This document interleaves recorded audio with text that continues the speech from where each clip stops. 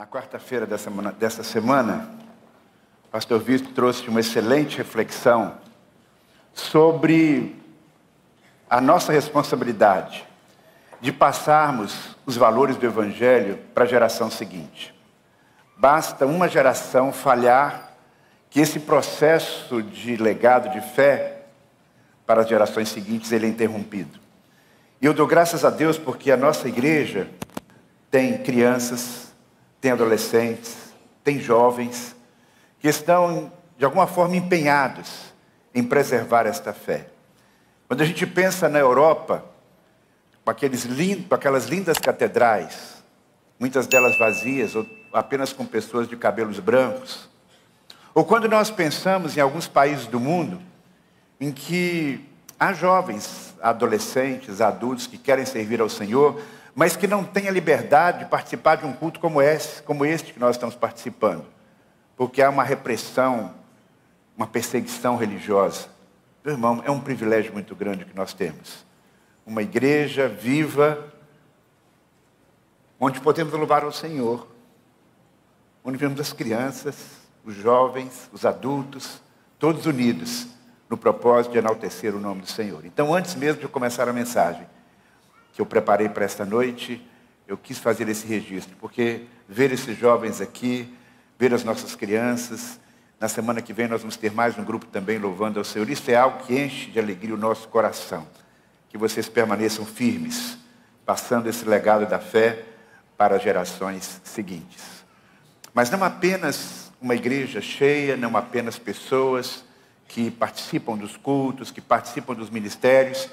O que Deus deseja de cada um de nós é que cada um de nós que teve um encontro com o Senhor Jesus Cristo, é que nós possamos lembrar de quem nós somos a partir desse relacionamento com Ele. Por isso eu tenho trazido ao longo desses domingos uma série de mensagens nas quais nós procuramos relembrar tudo aquilo que nós somos a partir desse relacionamento com Jesus. Porque todos os relacionamentos importantes da nossa vida, eles mexem com a nossa identidade. Quando você namora, fica noivo, casa com alguém, você se torna uma pessoa diferente, você ganha uma nova identidade, você se torna uma pessoa casada. Quando este relacionamento dá frutos, você se torna pai, você se torna mãe. Quando você nasceu, você já nasceu num contexto de relacionamentos. Então, os relacionamentos que nós temos definem, numa grande medida, quem nós somos. E o nosso relacionamento com Jesus também precisa fazer diferença na nossa vida. E dos diversos aspectos que nós temos do nosso relacionamento com Jesus, um dos mais, que aparece com maior frequência, apresentando os desafios que nós temos a partir desse relacionamento, é o fato de que somos discípulos do Senhor Jesus Cristo. E sobre este aspecto eu tenho falado em vários sermões, nos 2 últimos sermões que eu preguei aqui, eu falei sobre isso, e eu queria que você lesse comigo o texto de Lucas capítulo 9, versículo 23, podemos colocar aí na tela. Queria convidar você a ler comigo esse texto da Palavra de Deus, porque ele vai nos mostrando alguns princípios, algumas exigências, para que nós possamos de fato sermos discípulos de Jesus. Vamos ler juntos? Disse Jesus à multidão: se alguém quer ser meu discípulo, negue a si mesmo, tome diariamente a sua cruz e siga-me. Nós vemos aqui em primeiro lugar, então, relembrando aquilo que eu já falei sobre este tema, que ninguém é obrigado a se tornar um discípulo de Jesus. Deus não impõe a ninguém seguir o seu filho, aceitar o seu filho. Mas a partir do momento em que tomamos a decisão de seguir a Jesus, então há alguns requisitos, alguns desafios que nós temos pela frente. Ser discípulo de Jesus, então, requer uma decisão pessoal, mas precisamos parar sempre para pensar nas exigências deste caminho, desse discipulado. E eu convido você a ler o segundo texto comigo, que também vai nos lembrando tudo o que implica em ser discípulo de Jesus. Vamos ler o segundo texto? Se alguém me segue, a amar pai e mãe, esposa e filhos, irmãos e irmãs, e até mesmo a própria vida, mais que a mim, não pode ser meu discípulo. Aí a exigência agora apertou, não é verdade? Não basta você querer ser discípulo de Jesus, eu vou ser discípulo de Jesus. Não, Você precisa parar para refletir, cada um de nós precisa parar para refletir sobre estas exigências que são muito grandes. E esse texto que nós acabamos de ler juntamente com o anterior, nos relembra que Jesus Cristo exige total prioridade na nossa vida. Jesus Cristo requer que possamos negar a nós mesmos, negar as nossas próprias vontades, muitas vezes para fazer a vontade dEle. Ele nos chama a carregar a sua cruz, cada um de nós a carregar a sua cruz, uma identificação com Ele, irmos com Ele até o Calvário e ali sacrificarmos aquilo que precisa ser sacrificado. E Ele nos convida a segui-lo diariamente. Tome cada dia. Não é algo que você faz apenas alguns dias, durante um tempo da sua vida, uma temporada da sua vida. A partir do momento que você decide seguir a Jesus, é algo que você deve ter no seu coração como um propósito a ser seguido ao longo de toda a sua vida, todos os dias. E como é que a gente faz isso na prática? Aí nós temos o texto de João, capítulo 14, versículo 21, que nós lemos assim: aqueles que aceitam os meus mandamentos e lhes obedecem, são os que me amam. E porque me amam, serão amados por meu Pai, e eu também os amarei e me revelarei a cada um deles. Então, a atitude de ser discípulo de Jesus Cristo requer claramente uma postura de obediência. Mas Jesus Cristo diz que nós não apenas o escolhemos, mas que Ele também nos escolheu. Nós somos escolhidos para uma vida de comunhão com Ele. Ele disse claramente: não foram vocês que me escolheram, mas eu os escolhi para irem e darem fruto. Então, no momento em que nós fazemos esta opção por Jesus, Ele também diz: você é o meu escolhido, para que você possa ter uma vida diferente, uma vida frutífera. E aí, esta vida frutífera implica, dentre outras coisas, em aceitar o convite dele para uma mudança no sentido da vida. E aí nós vamos ver aqueles primeiros discípulos que Jesus chamou. Quando Jesus Cristo chamou os primeiros discípulos, aconteceu algo muito interessante. Ele deu para eles um norte diferente. Nós lemos lá nos evangelhos que enquanto Jesus caminhava à beira do mar da Galileia, ele viu dois irmãos, Simão, chamado Pedro, e André. Eles jogavam as redes no mar, pois viviam da pesca. Jesus disse: sigam-me e eu farei de vocês pescadores de gente. Como eu já mencionei, Jesus Cristo os chamou e nos chama para uma mudança no sentido da vida. Quando os discípulos receberam aquele chamado, eles não compreenderam completamente tudo aquilo que implicaria de mudança na sua vida. E provavelmente quando você aceitou Jesus Cristo como seu Salvador, quando você disse: eu quero seguir a Jesus, talvez você não tenha entendido tudo o que Deus reservaria para você, tudo aquilo que Jesus Cristo ia requerer de você. Não há problema. Nós temos a nossa jornada toda aqui na terra para ir compreendendo isso, para seguir nesse caminho, para atender esse chamado. O que precisamos entender é que Jesus Cristo nos chama para segui-lo e para nos identificarmos com Ele numa missão que Ele tem para nós. E é por isso que a nossa igreja, periodicamente, nos relembra disso. Aqui na nossa igreja nós estamos sempre falando sobre missões, sobre o nosso chamado, missões estaduais, agora missões nacionais, missões mundiais. Nós somos chamados a um movimento de engajamento para algo muito maior do que o nosso dia a dia. E nós não podemos perder isso de vista. Como discípulos de Jesus Cristo, nós temos uma missão aqui na terra. Mas além desta missão, além de sermos pescadores de gente, além de termos uma mensagem que deve alcançar o mundo inteiro, além desse desafio que Jesus Cristo nos colocou de fazermos discípulos em todas as nações, o que mais nos é requerido? Mencionei agora há pouco que nos é requerido o desafio, o compromisso da obediência. Mas obediência a quê? E eu quero que você pense então comigo nesta noite sobre o que nós precisamos compreender, quais são os focos do ensino de Jesus. Porque Jesus Cristo foi um grande mestre, reconhecidamente como um mestre. Mesmo quem não consegue compreender a divindade de Jesus, mesmo quem não consegue compreender muitas coisas acerca de Jesus e o admira como um grande personagem, reconhece que Jesus é um mestre. Eu nunca me esqueço quando eu estava lá em Israel e eu perguntei à nossa guia judia: para você quem é Jesus? E ela disse: Jesus foi um grande mestre. Então, mesmo quem não tem uma fé em Jesus como Senhor e Salvador, reconhece que Ele foi um mestre extraordinário. Agora, às vezes, até mesmo aqueles que aceitaram Jesus, não atentam como deveriam, não valorizam como deveriam esse aspecto da vida do nosso Senhor. E é importante que nós tenhamos isto em mente para que nós possamos assumir a nossa real identidade como discípulos de Jesus. Jesus é um mestre. E qual é o foco do ensino de Jesus? Qual é o diferencial do ensino de Jesus? Quando Jesus Cristo começou a pregar, quando Jesus Cristo começou a falar sobre os propósitos da sua vinda, qual foi o enfoque principal que ele deu? E aí eu quero colocar para você algumas opções. Podemos colocar aí, Felipe? Primeira opção, será que Jesus Cristo veio para fortalecer a igreja? A mensagem principal de Jesus Cristo, quando ele começou, foi a igreja que ele queria formar e formou. Foi este o ensino de Jesus. Nós vemos na boca de Jesus frequentemente sobre como participar da igreja, como deve ser a igreja. Será que o ensino de Jesus foi como conquistar o poder político? Ele se tornou uma pessoa muito importante.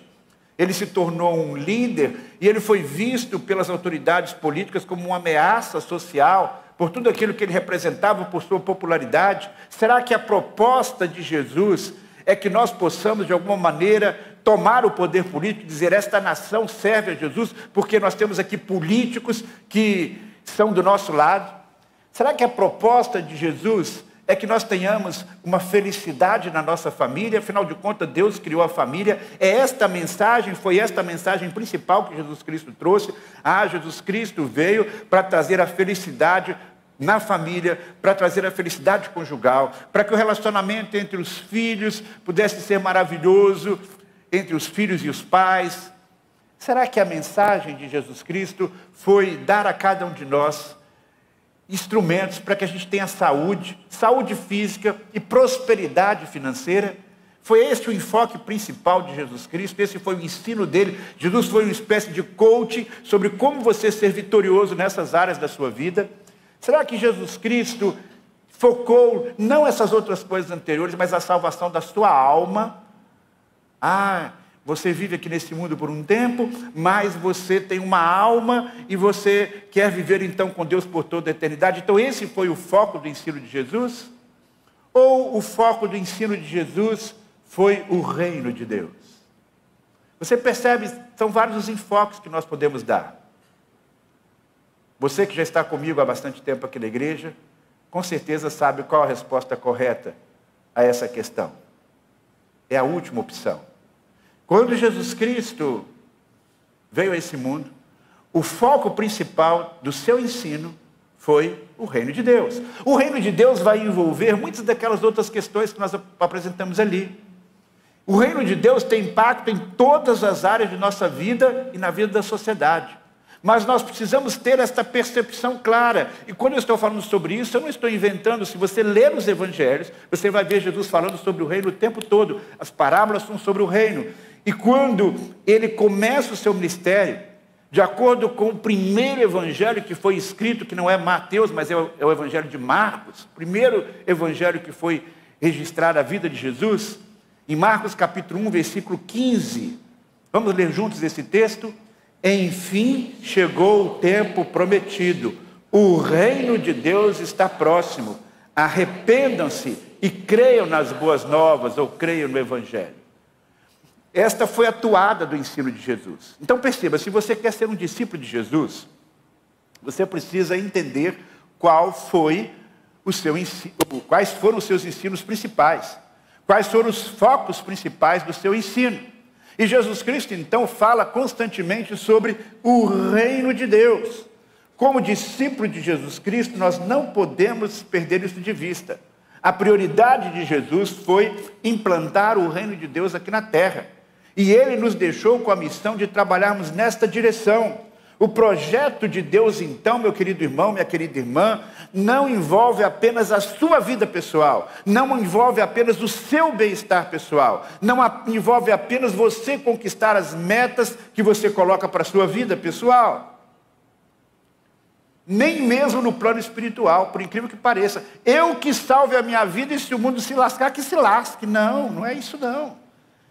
Agora, para que o reino de Deus chegue aqui na terra, Jesus Cristo nos desafia a uma atitude, que é a atitude necessária para entrar no reino, e a atitude necessária para que nós possamos perseguir no caminho dele. E o caminho de Jesus, meus queridos irmãos, é o caminho da cruz. Então o caminho que Jesus deseja que possamos seguir é o caminho em direção à cruz. E ele diz: arrependam-se. Por quê? Porque na nossa condição natural, nós estamos caminhando contrariamente à cruz de Jesus. Nós estamos caminhando de acordo com os nossos interesses. Esta é a nossa situação natural. Quando aceitamos Jesus como Salvador, o que acontece? Nós experimentamos o arrependimento, que é uma compreensão de que estamos indo no caminho errado e que agora temos que mudar, metanoia, mudança de mente. Mas ainda não estamos mudando completamente o nosso caminho, mudamos a direção. E agora nós somos desafiados a seguir no caminho da cruz. Mas sejamos sinceros, nem sempre nós seguimos nesta direção. Algumas vezes no meio do caminho nós vamos tomando um outro rumo. Não é que nós mudamos totalmente a direção, mas nós nos desviamos. E não estamos seguindo no caminho da cruz. E o arrependimento implica em quê neste momento? Significa você se voltar novamente e caminhando na direção da cruz de Jesus. Na direção das boas novas, na direção da revelação do Senhor. Então esse é o grande desafio que nós temos. Porque na nossa caminhada, que não é uma caminhada curta, não é uma corrida de 100 metros, é uma maratona, uma longa jornada, você tem lá diante a cruz de Jesus. Mas se você vai se desviando cada vez mais, pode ser que você fique muito longe de alcançar o propósito de Deus para a sua vida. E o nosso grande desafio como cristãos é estarmos sempre parando, sensíveis à voz do Espírito Santo, sensíveis à voz de Jesus e caminhando novamente na direção da cruz de Cristo. Este é o desafio do reino de Deus. O reino de Deus é o reino que passa pelo sacrifício de Jesus na cruz. E o nosso desafio permanente, então, é no sentido existencial, no sentido da nossa vida, caminharmos em direção à cruz de Jesus. Agora, isso pode parecer um tanto filosófico, algo meio transcendental, mas o ensino de Jesus, embora tenha uma dimensão maior, uma dimensão espiritual, ele também é muito prático. Porque Jesus Cristo não nos deixou no vácuo, no vazio, sobre o que significaria segui-lo de verdade. Seguir a Jesus significa ter em mente o reino de Deus como uma prioridade, buscar o reino de Deus em primeiro lugar. Entendemos que nós temos uma contribuição para dar a esse mundo. E como é que isso acontece? Isso acontece no nosso dia a dia. Isso acontece quando nós levamos a sério os ensinos que Jesus explicitamente apresentou. Porque há alguns ensinos que eles vão aparecer depois da morte de Jesus. Quando Jesus Cristo inspira Paulo, inspira Pedro, inspira alguns outros homens a escreverem as cartas, a trazerem a complementação da interpretação da obra de Jesus. Mas os evangelhos, eles trazem claramente o ensino de Jesus. E um dos ensinos de Jesus que nós temos então é o Sermão da Montanha. Então o primeiro foco do ensino de Jesus é o reino de Deus. E quando ele está falando sobre o reino, agora ele vai falar sobre os valores do reino. E esses valores são práticos. Esses valores fazem parte de decisões importantes do dia a dia. Esses valores, na verdade, abrangem toda a nossa vida. Lá no Antigo Testamento, Deus chamou um povo e ele preparou aquele povo para ser o seu povo. E aquele povo vivia de acordo com as regras e com as leis e com a mentalidade lá do Egito. Depois que eles foram libertos do Egito, Deus os coloca no deserto, de frente do Monte Sinai. E Moisés sobe até o monte e recebe ali a lei. E depois de receber os 10 mandamentos, ele vai recebendo outras revelações para explicar ao povo na prática o que eles deveriam fazer e o que eles não deveriam fazer. Quais são os princípios universais que procuramos observar até hoje e alguns princípios específicos daquele contexto social e cultural. Jesus Cristo é o novo Moisés. Jesus Cristo também sobe ao monte, no início do seu ministério. E agora ele vai dar uma nova lei. Na verdade, ele vai reinterpretar aquela lei de Moisés. E os ensinos de Jesus também são específicos. Jesus Cristo nos fala de situações do dia a dia. Se você simplesmente ler o Sermão da Montanha, você vai ver Jesus falando sobre situações práticas, sobre como devemos usar o dinheiro, que não devemos fazer do dinheiro o nosso Deus. Ele fala sobre questões emocionais, que nós não precisamos viver ansiosos. Ele fala sobre como nós devemos nos relacionar com os nossos familiares. Ele fala sobre como nós devemos tratar as pessoas que nos agridem. E ele estabelece um padrão altíssimo e diz, olha, ame o seu inimigo, caminhe a segunda milha. Jesus Cristo nos fala sobre práticas que vão nos aproximar de Deus, como a oração, o jejum, a solidariedade. Jesus Cristo fala sobre o que nós devemos falar e o que nós não devemos falar. Então, se você ler o Sermão da Montanha, você vai ter ali propostas práticas. Eu não sei como é que você se sente lendo o Sermão da Montanha, mas eu me sinto tão pequeno. Em alguns momentos eu sinto que estou ainda tão aquém daquilo que Jesus Cristo está propondo. Mas deixa eu dizer uma coisa, nenhum de nós jamais será um fiel discípulo de Jesus se ignorar aquilo que Jesus falou no Sermão da Montanha. Você pode ser uma pessoa ativa na igreja, você pode participar de um ministério, você pode participar de um PG, você pode vir para a escola bíblica, mas se você não leva a sério aquilo que Jesus Cristo está propondo ali claramente, em suas palavras, atitudes práticas, você ainda não está seguindo a Jesus Cristo fielmente. O ensino ético de Jesus Cristo é um ensino muito importante e desafiador, e nós devemos levar isso em prática. Mas há um detalhe muito importante, que faz de Jesus um mestre diferente de todos os outros mestres, no seu tempo e de todos os tempos. Jesus Cristo fala sobre a importância das motivações do nosso coração. Então o ensino do nosso grande mestre, ele leva em conta mais do que as ações. As ações são importantes, mas antes das ações existem as motivações do coração. O que está por trás disso aí? Eu me lembro de um professor que nós tínhamos no seminário, que ele trabalhava na área de psicologia, ele era um psicólogo, e ele sempre usava essa pergunta para a gente. Eu quero saber aí, o que está por trás aí das motivações de vocês? O que está por trás dessa fala sua? Às vezes a gente até brincava com ele, porque sempre ele usava esse recurso. Mas na verdade, Jesus Cristo também falou sobre isso. Ele foi um mestre que deu uma interpretação muito singular à lei, porque ele não focalizou nos atos externos. Jesus Cristo sempre convidava as pessoas a uma reflexão mais profunda. Ele reinterpretava a lei nesta perspectiva. Veja só o que ele disse: ouvistes o que foi dito aos antigos, ou seja, lá no Antigo Testamento, lá na lei de Moisés. Não matarás, e quem matar está sujeito a julgamento. Eu, porém, vos digo que todo aquele sem motivo se irá contra o seu irmão já está sujeito a julgamento. Olha, ninguém mata um outro, a não ser num caso acidental, se não tiver uma razão, se não tiver uma ira no seu coração, não tiver um sentimento negativo. Jesus Cristo vai a fundo e diz, não, antes de você pensar sobre essa questão de matar ou não matar, veja como é que está a ira no seu coração. Veja que está levando você a ter uma atitude agressiva ou ciumenta, seja lá o que for, em relação a outra pessoa. Ouviste o que foi dito, Jesus Cristo falou, não adulterarás. Eu, porém, vos digo que qualquer um que olhar com intenção impura no coração, já adulterou com ela, com aquela mulher, quando ele está falando sobre o olhar impuro do homem em relação à mulher. Mais uma vez, o coração. O que está no seu coração? Por isso ele começa falando sobre a importância de sermos o quê? Puros de coração. Jesus Cristo alerta sobre o exibicionismo. Fazer o bem para ser admirado. É claro que é melhor você fazer o bem do que fazer o mal. Mas Deus não se engana. Até mesmo quando você faz o bem, mas com a motivação errada, Deus diz, não, olha, você já recebeu aí a sua glória, o seu galardão. Guardai-vos de exercer a vossa justiça diante dos homens, a fim de serdes vistos por eles. Quando, pois, der esmolas, não toques trombeta diante de ti, como fazem os hipócritas, nas sinagogas e nas ruas, para serem glorificados pelos homens.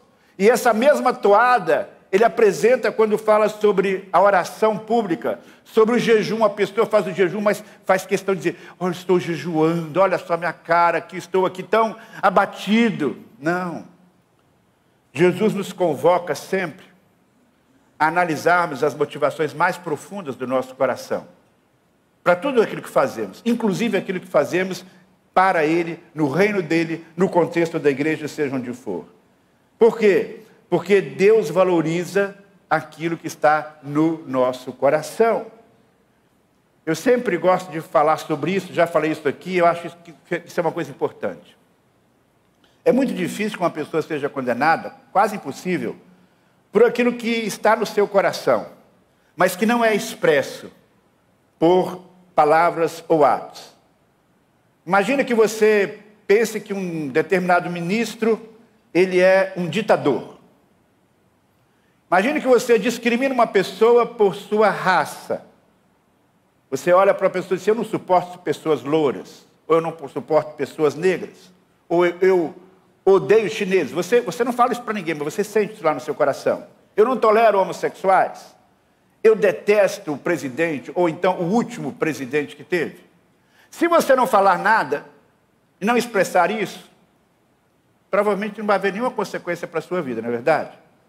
Mas se você começa a colocar isso nas redes sociais, começa a colocar a boca no trombone e expressar as suas reais convicções sobre essas situações, pode ser que você tenha problemas.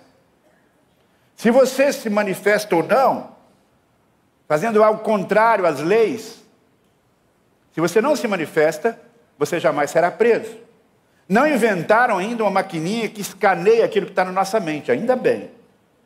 Mas Deus olha e Deus sabe o que está lá no nosso coração. Não apenas na nossa mente, mas aquilo que invade a nossa alma de forma imperceptível, aquilo que está no seu subconsciente. Diante de Deus estão expostos os nossos orgulhos, o ciúme, a inveja, a impureza sexual, a vaidade, o sentimento de inferioridade, o desprezo, a cobiça, a raiva, o preconceito, a necessidade de aparecer. Então, veja só, o foco do ensino de Jesus Cristo é: olhe o que está no seu coração e coloque isso diante de Deus.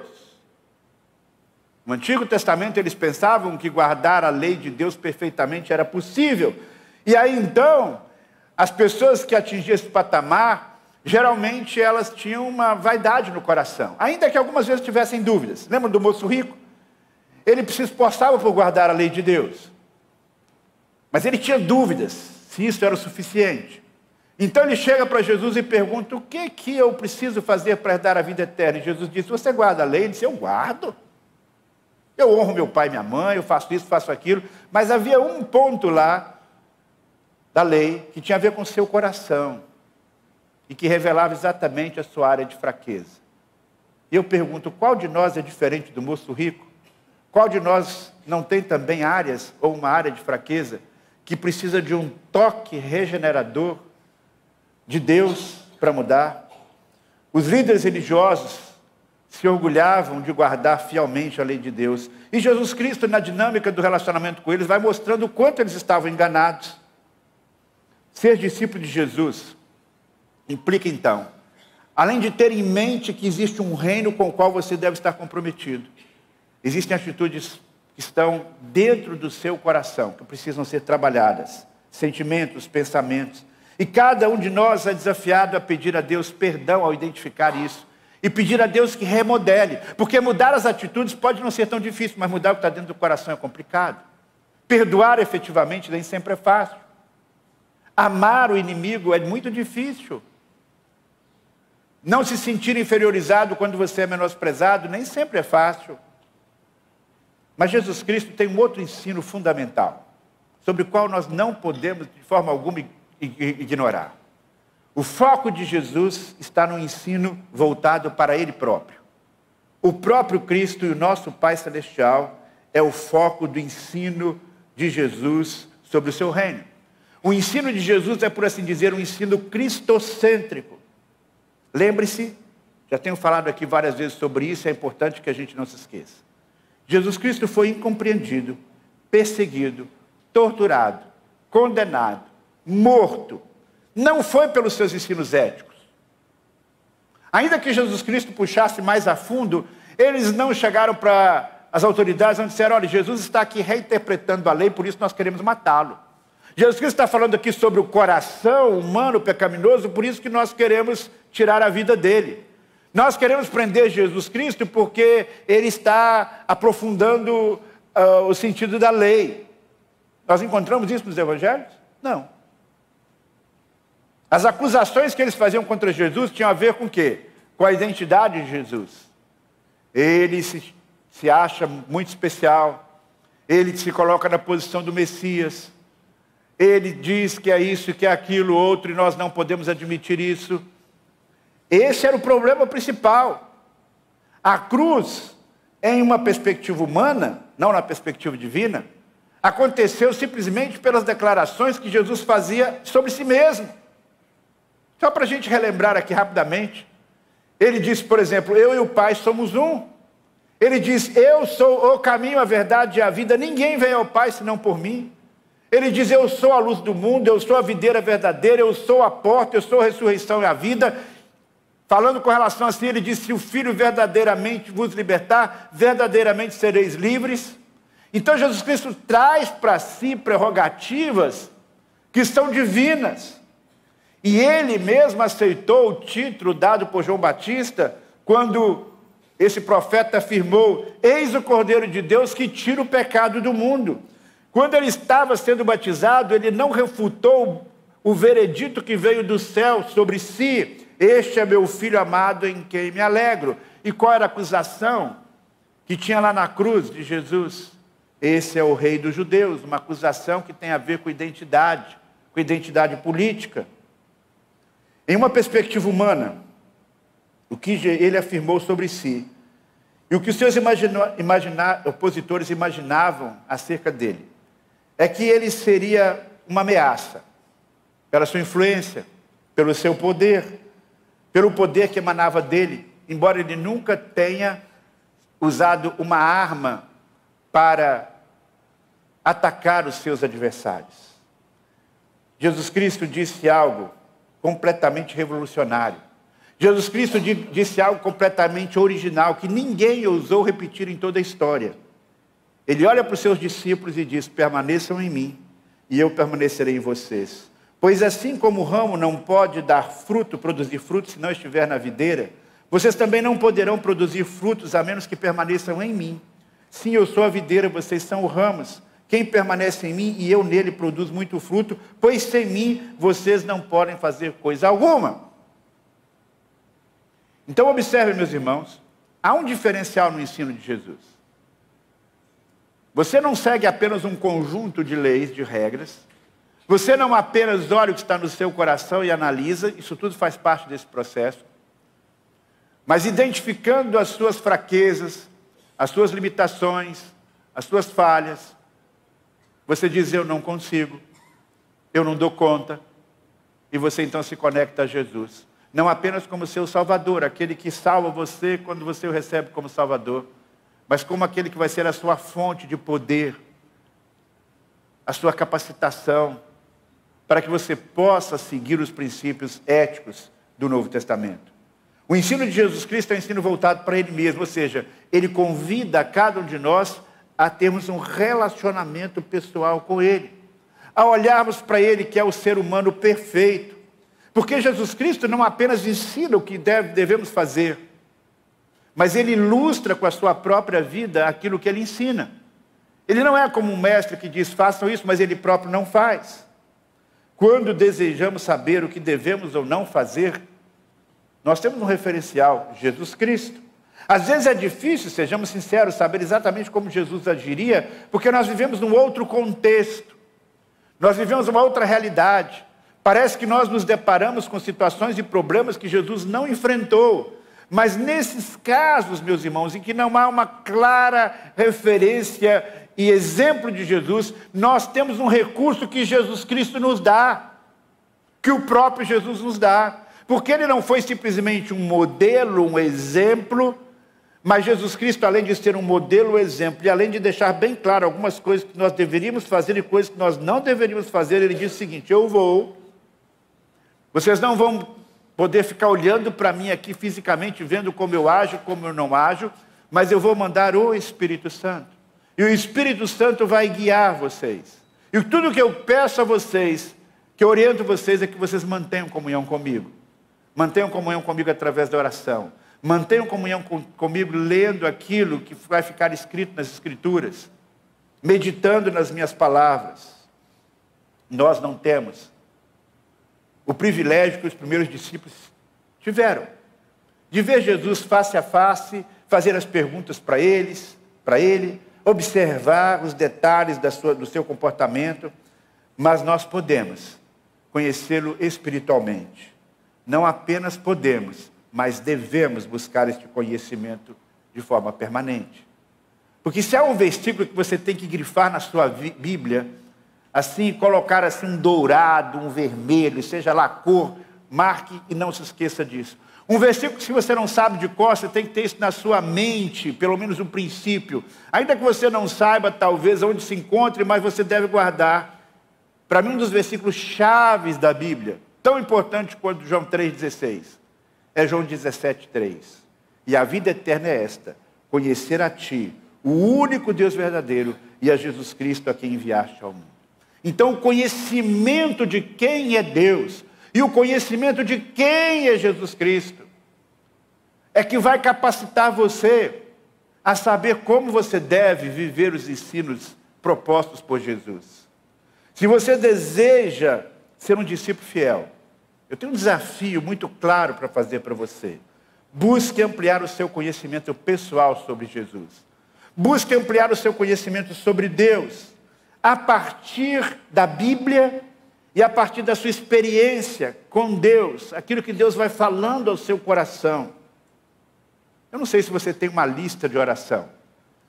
Na sua lista de oração, existe um item lá, pedidos pessoais. Eu tenho uma lista de oração no qual eu tenho alguns pedidos que são meus, para mim. E eu quero sugerir a você que você inclua nessa lista: eu quero conhecer mais a Deus. Senhor, eu quero te conhecer mais. Eu quero conhecer mais o teu filho, porque quanto for maior o seu conhecimento de Deus, quanto for maior o seu conhecimento de Jesus Cristo, sabe o que vai acontecer? Maior vai ser a sua admiração. Mais você vai admirar a Deus, mais você vai admirar Jesus Cristo. E quanto mais você admirar a Jesus Cristo, quanto mais você admirar a Deus, mais fácil será para você seguir os mandamentos dele. Porque uma coisa é você seguir uma série de mandamentos de alguém com quem você não tem um relacionamento. Mas quando você ama alguém profundamente e se sente plenamente amado por essa pessoa, as exigências desse relacionamento, elas se tornam muito mais leves. Pense num casamento. O casamento é algo que exige tanto da gente, não é verdade? E por que a gente procura seguir as exigências do casamento? Quando é que isso não se torna uma coisa difícil? Quando nós nos sentimos amados e quando nós amamos. Quando nós admiramos aquela pessoa que nos escolheu e a quem escolhemos para ter uma parceria de vida. Guardadas as devidas proporções, é isso que Jesus Cristo quer ter conosco. Na verdade, num nível muito mais profundo. Como é que tem sido o seu relacionamento pessoal com Jesus? Tenho falado aqui que a nossa identidade, ela começa a mudar a partir do nosso relacionamento com Jesus. Em Cristo nós somos livres espiritualmente. Somos escravos de Cristo. Somos remidos, redimidos, filhos de Deus, companheiros dele, embaixadores do seu reino, atletas de Cristo. Além de tudo isso e muito mais, somos chamados a ser discípulos dele, porque o recebemos não apenas como nosso Salvador, mas também como nosso Mestre. Por isso, uma escuta atenta aos seus ensinamentos, aliado a uma disposição do nosso coração de obedecer, aliado a uma atitude de arrependimento cada vez que a gente percebe que está indo fora do caminho que ele nos propõe, deve estar no topo das nossas prioridades de vida. Sejamos sinceros, essas preocupações fazem parte do nosso dia a dia? Essas preocupações fazem parte das nossas orações? Você tem como seus valores pessoais, os valores que Jesus ensinou claramente no Sermão da Montanha, para começar? Você se empenha em compreender e praticar aquilo que ele ensinou? Você pede a Deus para lhe transformar e aperfeiçoar as motivações do seu coração, para que tudo aquilo que você faz, de fato, venha glorificar a Ele e não a você ou a sua igreja? Você tem o reino de Deus como sua prioridade número 1? Sua compreensão e admiração por Jesus tem crescido com o passar do tempo? Ou quando você se converteu, você ficou muito empolgado com Jesus, muito empolgado com os valores do reino, mas com o passar do tempo, a semelhança de alguns casamentos, isso foi esfriando? E você que está aqui me ouvindo, e que talvez nunca tomou essa decisão de ser discípulo de Jesus, ouvindo esta mensagem, sente no seu coração a importância e o desejo de seguir a esse mestre extraordinário. Quero convidar você agora, ouvindo estes desafios, a curvar a sua fronte. E nós vamos colocar agora diante de Deus isso que nós acabamos de ouvir. Eu não sei exatamente o que Deus falou ao seu coração ao ouvir esta mensagem. Mas qualquer que seja a mensagem que Deus trouxe ao seu coração nesta noite, não a ignore, não a minimize. Tome um propósito diante do Senhor. Quem sabe você precisa pedir a Deus um coração mais sensível, para se arrepender quando for necessário. Quem sabe você precisa pedir a Deus que passe um scanner lá no seu coração, trazendo à luz aqueles sentimentos que não são compatíveis com os propósitos dele para a sua vida. Talvez você saiba de coisas que você está fazendo claramente contrárias aos valores do reino de Deus, e você precisa mudar. Fale com Deus agora sobre isso, com sinceridade do seu coração. E peça a Deus: Senhor, ajuda-me a ser um discípulo fiel do Senhor. Pai querido, esta é a minha oração. E a oração que eu faço pelo teu povo aqui reunido, para que haja no nosso coração este desejo de sermos não apenas discípulos nominais, mas discípulos que de verdade percebem a grandeza do teu amor, da tua graça e da obra de Jesus. E que possamos desejar ter um relacionamento de intimidade com teu Filho, de tal maneira que esse relacionamento nos impulsione a uma vida de obediência. Que o nosso relacionamento contigo seja tão profundo e real que, ao invés de nos sentirmos desanimados diante dos desafios éticos, mas que sejamos empoderados e que possamos, ó Pai, ao alcançar muitos desses objetivos, voltar o nosso coração para o Senhor, glorificando o teu nome. É isso que eu te peço para a minha vida e para a vida de cada irmão aqui e de cada pessoa que tem ouvido a mensagem nesta hora. Em nome de Jesus. Amém.